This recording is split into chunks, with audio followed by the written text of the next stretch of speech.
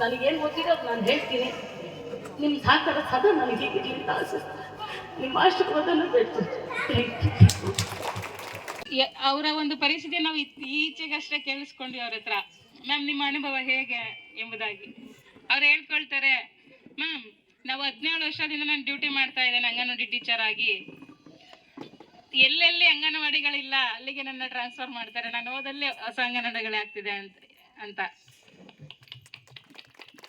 ಯೋಚನೆ ಮಾಡ್ಬೋದು. ಎಷ್ಟೋ ಜನ ಅಂಗನವಾಡಿ ಟೀಚರ್ಸ್ಗಳು 20 ವರ್ಷ 25 ವರ್ಷ ಇರ್ತಾರೆ. ಅದೇ ಮುರುಕ್ಲು ಅದೇ ಹಳೆ ಗೋಡೆಗಳ ಮಧ್ಯದಲ್ಲಿ ಅಲ್ಲೇ ಇರ್ತಾರೆ. ಆದ್ರೆ ನಮ್ಮ ಮೇಡಮ್ ಅವರು ಎಲ್ಲೋದ್ರೂ ಕೂಡ ಅಲ್ಲಿ ಹೊಸ ಅಂಗನವಾಡಿ ಆಗಿದೆ ಅಂದ್ರೆ ಅದು ಬಹಳ ಸಂತೋಷ ಪಡ್ತಕ್ಕಂಥ ವಿಚಾರ.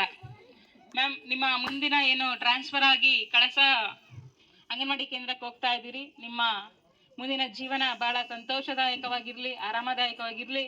ಮತ್ತೆ ಇನ್ನೂ ಉನ್ನತವಾದ ನಿಮ್ಮ ಡಿಪಾರ್ಟ್ಮೆಂಟ್ ಅಲ್ಲಿ ಹುದ್ದೆಗಳನ್ನ ಅಲಂಕರಿಸುವಂತೆ ಬಾಬಾ ಸಾಹೇಬರು ನಿಮ್ಮನ್ನ ಆಶೀರ್ವದಿಸಲಿ ಎಂಬುದಾಗಿ ಕೇಳ್ಕೊಳ್ತೇನೆ. ಸಮಾಜದ ನಿರ್ಮಾಣದ ಈ ಕನಸು ಏನಿದೆ, ಈ ಕನಸಿಗೆ ಅಂಗನವಾಡಿ ಶಿಕ್ಷಕರು ಅಥವಾ ಏನು ಆಕ್ಟಿವಿಸ್ಟ್ ಅಂತ ನಾವು ಅವ್ರನ್ನೇನು ಕರಿತೇವೆ, ಅವರು ಕೂಡ ಈ ಒಂದು ನಿಟ್ಟಿನಲ್ಲಿ ಬಹಳ ಜವಾಬ್ದಾರಿಯುತವಾದ ಕೆಲಸವನ್ನು ನಿರ್ವಹಿಸ್ತಾರೆ. ತುಂಬು ಹೃದಯದ ಧನ್ಯವಾದಗಳನ್ನ ಹಾಗೂ ಈ ದಿನ ಅಭಿನಂದನೆಗಳನ್ನ ಮೇಡಮ್ಗೆ ನಾವು ತಿಳಿಸ್ತಾ ಇದ್ದೇವೆ. ಬಾಬಾ ಸಾಹೇಬ್ ಅಂಬೇಡ್ಕರ್ ದಿನಾಚರಣೆ ದಿನ ಅವ್ರಿಗೆ ಒಂದು ಚಿಕ್ಕದಾದ ಸನ್ಮಾನವನ್ನ ಗ್ರಾಮಸ್ಥರ ಪರವಾಗಿ ಇಟ್ಕೊಂಡಿದ್ದಾರೆ. ದಯವಿಟ್ಟು ಮೇಡಮ್ ಅವರೇ ನಮ್ಮ ಒಂದು ಚಿಕ್ಕ ಕಿರುಕಾಣಿಕೆಯನ್ನು ಸ್ವೀಕರಿಸಬೇಕಾಗಿ ಕೇಳ್ಕೊಳ್ತೇವೆ.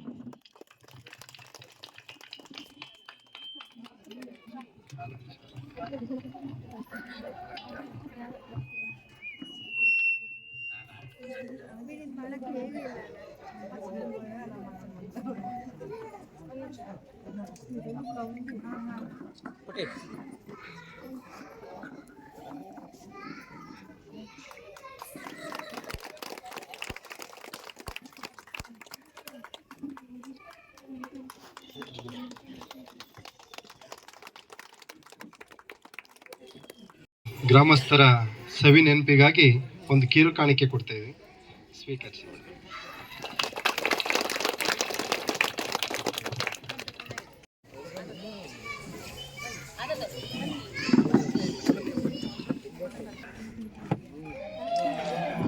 ನಮಸ್ಕಾರಗಳು. ಹಾಗೆ BR ಅಂಬೇಡ್ಕರ್ ಅವರ ಜಯಂತಿಯ ಶುಭಾಶಯಗಳು ಎಲ್ರಿಗೂ. ನನಗೆ ಇವತ್ತು ತುಂಬ ಖುಷಿ ಆಗ್ತಾ ಇದೆ. ಇಲ್ಲಿ ಇಷ್ಟು ಜನ ಸೇರಿ ಒಂದು ಕಾರ್ಯಕ್ರಮವನ್ನು ಆಯೋಜನೆ ಮಾಡಿಕೊಂಡು, ಅದು ನಮ್ಮ BR ಅಂಬೇಡ್ಕರ್ ಅವರ ಜಯಂತಿ ಆಚರಣೆ ಹೋದ ವರ್ಷನೂ ಆಗಿತ್ತು, ಭಾಳ ಚೆನ್ನಾಗಾಗಿತ್ತು. ಈ ಸರಿನೂ ಮಾಡಿದ್ದೀವಿ.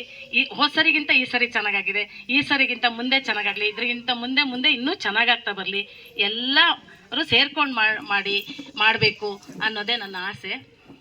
ನಾನು ಫಸ್ಟು ನನಗೆ ಅಂಗನವಾಡಿ ಬೇಕು, ನಾನು ಅಂಗನವಾಡಿಗೆ ಸೇರ್ಕೊಳ್ಬೇಕು, ಮಕ್ಕಳ ಜೊತೆ ಇರಬೇಕು, ಮಕ್ಕಳ ಜೊತೆ ಬೆರಿಬೇಕು ಅನ್ನೋದೊಂದು ಬಹಳ ಆಸೆ. ಸಣ್ಣ ಇಲ್ಲಿಂದನೂ ಕೂಡ ಮಕ್ಕಳ ಜೊತೆ ಇರೋದು ಅಂದರೆ ನನಗೆ ತುಂಬ ಇಷ್ಟ.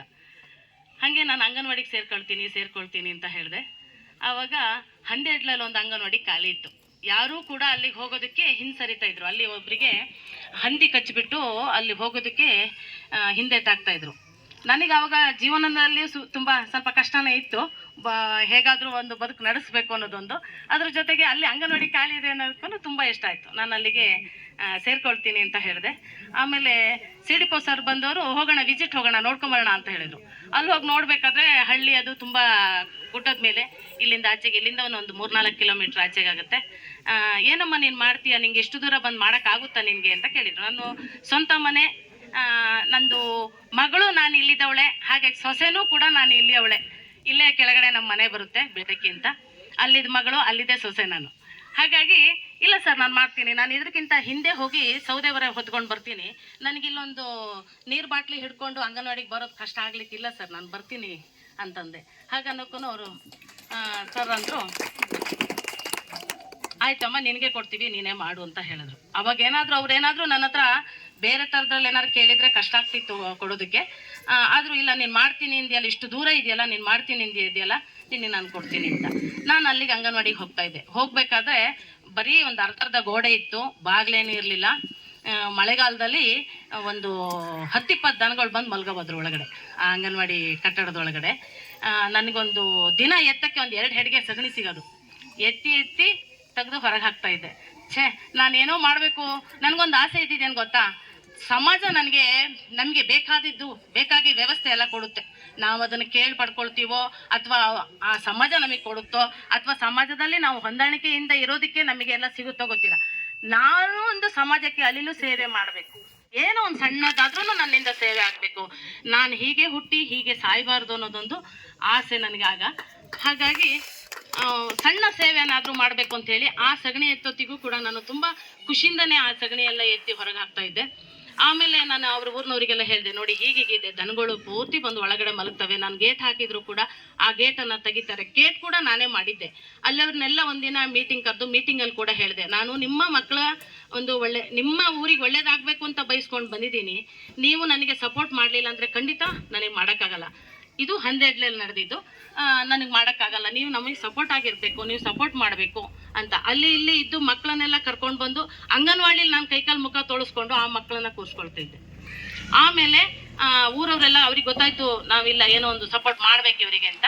ಆಮೇಲೆ ಅಲ್ಲಿಗೆ ನೀರಿನ ವ್ಯವಸ್ಥೆ ಇರಲಿಲ್ಲ, ನೀರಿನ ವ್ಯವಸ್ಥೆ ಆಯಿತು, ರೋಡಿನ ವ್ಯವಸ್ಥೆ ಇರಲಿಲ್ಲ, ರೋಡಿನ ವ್ಯವಸ್ಥೆ ಆಯಿತು. ನಾನು ಎಲ್ಲಿ ಹೋದ್ರೂ ಗ್ರಾಮ ಸಭೆ ಯಾವ ಸಭೆ ಆದರೂ ನಾನು ಹೇಳ್ತಾ ಇದ್ದಿದ್ದಿಷ್ಟೇ, ಅಲ್ಲಿ SC-ಗಳಿದ್ದಾರೆ, ತುಂಬ ಜನ ST-ಗಳಿದ್ದಾರೆ, ಅವರಿಗೆ ವ್ಯವಸ್ಥೆ ಆಗಬೇಕು, ರೋಡ್ ಇಲ್ಲ, ನೀರಿಲ್ಲ, ಹಾಗಾದ್ರಿಂದ ಅಲ್ಲಿ ನೀರಿನ ವ್ಯವಸ್ಥೆ ಆಗಬೇಕು, ರೋಡಿನ ವ್ಯವಸ್ಥೆ ಆಗಬೇಕು ಅಂದಾಗ ಗ್ರಾಮ ಸಭೆಯಲ್ಲಿ ಅದ್ರ ಬಗ್ಗೆ ತುಂಬ ಚರ್ಚೆ ಆಯಿತು. ನನ್ನ ಪರವಾಗಿಯೂ ಕೆಲವರೆಲ್ಲ ನಿಂತರು.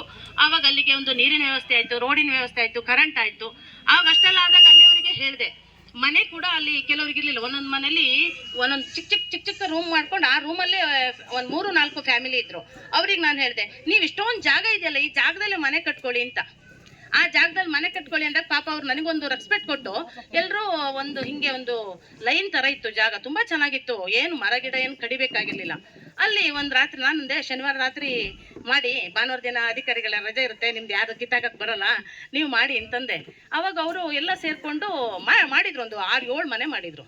ಅಯ್ಯೋ ನಾ ಶನಿವಾರ ಮಾಡಿದ್ದಾರೆ, ಭಾನುವಾರ ಒಂದೇ ದಿನ ಇದೆ, ಭಾನುವಾರ ಅವರು ಒಂದು ನೀರು ಬಿಸಿ ಮಾಡಿದ್ದಾರೆ ರೂಮಲ್ಲಿ, ಮಾರನೇ ದಿನ ಸೋಮವಾರ ದಿನ ಬೆಳಗ್ಗೆ ಆಗೋಷ್ಟೊತ್ತಿಗೆ ಎಲ್ಲ ಬಂದು ಕಿತ್ತಿ ಎಸೆದ್ರು.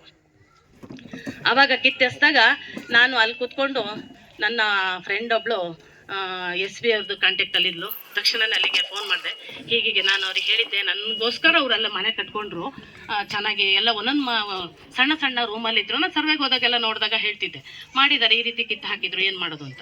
ನೀನು ಟೆನ್ಷನ್ ಮಾಡ್ಕೊಂಬೇಡ, ನೀನು ಅಲ್ಲಿಂದ ಸೀದಾ ನೀನು ಇಲ್ಲಿ ಕಳ್ಸೋಕ್ಕೆ ಬಾ ನೀನು ಅಂತ ಹೇಳಿದ್ಲವಳು. ಹಾಗೆ ಹೇಳ್ಬೇಕಾದ್ರೆ ಕೂಡಲೇ ಕಳಿಸ್ದಕ್ಕೆ ಬರಬೇಕಾದ್ರೆ ನಮ್ಮ ಕುಮಾರಸ್ವಾಮಿ ಅವರು ಇದ್ರಲ್ಲಿ, ಅವ್ರ ಹತ್ರನೂ ಹೋಗಿ ಮಾತಾಡ್ದಾಗ ಹೀಗಾಗಿದೆ ಅಂತ.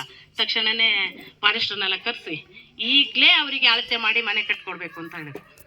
ನಂಗೆ ಎಷ್ಟು ಖುಷಿ ಆಯಿತು ಅಂದರೆ, ನನ್ನ ಮನೆ ನಾನು ಕಟ್ಕೊಂಡೆ ಅನ್ನೋ ಸಂತೋಷ ನನಗಾಯಿತು. ಬಂದಲ್ಲಿ ಮನೆ ಕಟ್ಕೊಂಡ್ರು. ಇವತ್ತಿಗೂ 100 ಹೇಳ್ತಾರೆ, ಮೇಡಮ್ ಅವರೇ ನಿಮ್ಮ ಆಶೀರ್ವಾದ, ನಿಮ್ಮ ನೆರಳು ನಾವು ಇಲ್ಲಿದ್ದೀವಿ ಅಂತ. ಹಂಗಿದ್ದಾಗ ಅವರೆಲ್ಲ ಸಪೋರ್ಟ್ ಮಾಡ್ತಾಯಿದ್ರು, ಚೆನ್ನಾಗಿ ಆಗ್ತಾಯಿತ್ತು. ಅಂಗನವಾಡಿ ಕೂಡ ಆಯಿತು. ಆಗಿನೇನು ಅಂಗನವಾಡಿ ಪೂರ್ತಿ ನನ್ನಂತಿಗೆ ತೆಗ್ದು ಇಲ್ಲಿಗೆ ಹಾಕಿದ್ರು, ದೇವ್ರಗುಡ್ಡಕ್ಕೆ ಬಂದೆ. ದೇವ್ರಗುಡ್ಡದಲ್ಲಿ ಗುಲೇಬೇಕ ಅಂತ ಹೇಳಿ ಅವ್ರ ಮನೇಲಿ ನಾನು 10 ವರ್ಷ ಅಂಗನವಾಡಿ ನಡೆಸಿದೆ. ಅವ್ರದ್ದೊಂದು ಪುಟ್ಟ ಜಗಲಿ ಇತ್ತು, ಅವ್ರ ಮೇಲೆ 10 ವರ್ಷ ನಡೆಸಿದೆ. ಇವರು ಇಂದ್ರಕಲಾ ಹೇಳಿದರು, ನಮ್ಮನೆ ಕೊಟ್ಟಿಗೆಯಲ್ಲಿ ಮಾಡಿ ನಿಮಗೆ ಸರ್ಕಾರದವ್ರು ಏನೋ ಮಾಡಿಕೊಡ್ಲಿಲ್ಲ ಅಂದರೆ ಅಂತ. ಈಗ ಬಂದು ಕೂತಿದ್ದೀನಲ್ಲ, ನೋಡೋಣ ಏನಾಗುತ್ತೆ ಅಂತ ಹೇಳಿ ಅಂತ. ಮತ್ತು ಇಲ್ಲಿ ಇವರೆಲ್ಲ ತುಂಬ ಸಪೋರ್ಟ್ ಮಾಡಿದರು. ಅವರೆಲ್ಲ ಹೋರಾಟದಲ್ಲಿ ಇದು ಮಾಡಿ ಈ ಅಂಗನವಾಡಿ ಒಂದು ರೆಡಿ ಆಯಿತು.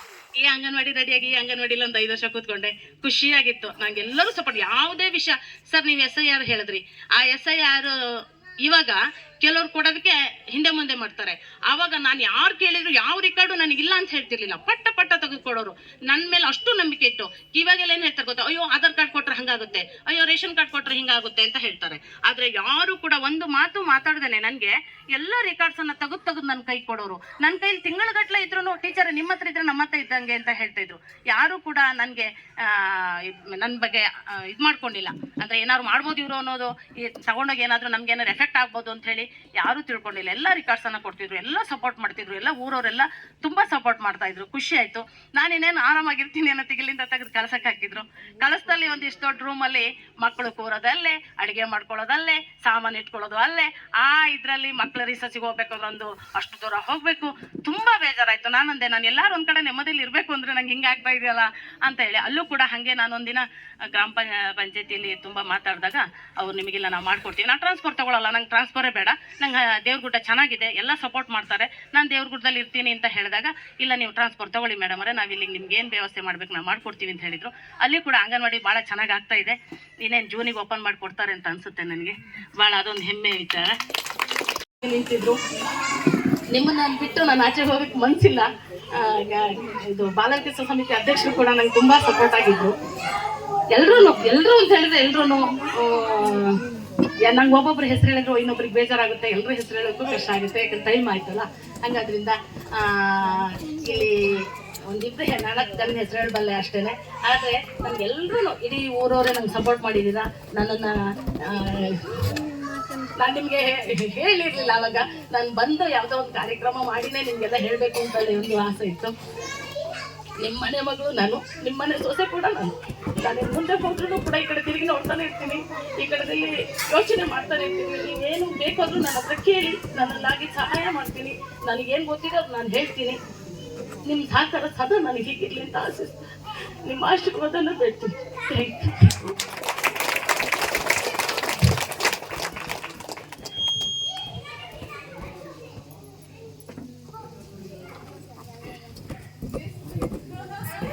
ಇಲ್ಲಿನ ನಮ್ಮ ಅಂಗನವಾಡಿ ಟೀಚರ್ ಅವರಿಗೆ ಧನ್ಯವಾದಗಳನ್ನ ಹೇಳ್ತೀನಿ.